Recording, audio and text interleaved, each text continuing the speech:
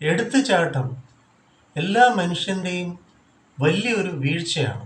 ചിന്തിക്കാതെ പൊടുന്നനെ എടുത്തു ചാടിക്കളയും.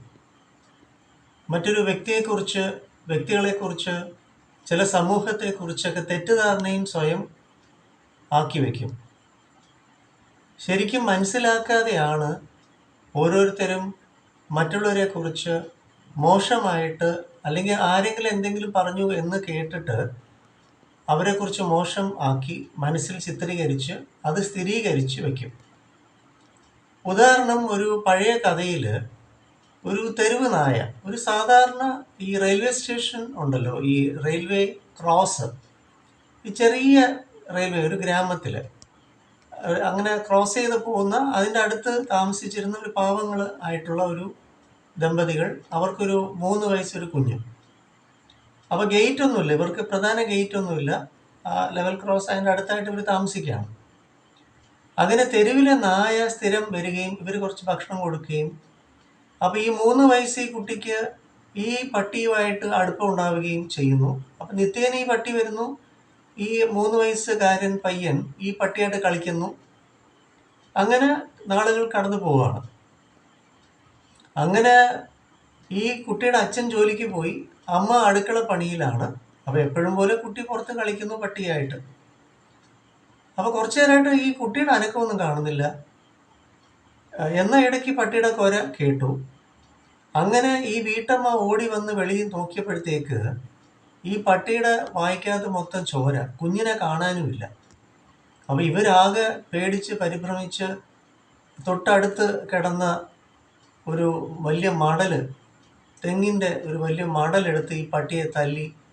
സത്യത്തിൽ ഈ പട്ടി ചത്തുപോയി, ഇവരടിച്ചതിൽ തലയ്ക്ക് അടി കൊണ്ടത്.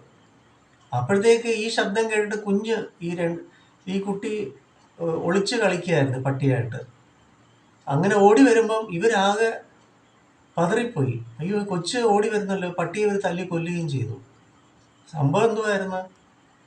കുറച്ച് അകലെയായിട്ട് ഇവർ കണ്ടപ്പം നല്ല ഉഗ്രനൊരു പാമ്പ്. അപ്പോൾ ഈ കുട്ടിയെ സത്യത്തിൽ ഈ പാമ്പ് ആക്രമിച്ചിരുന്നേനെ.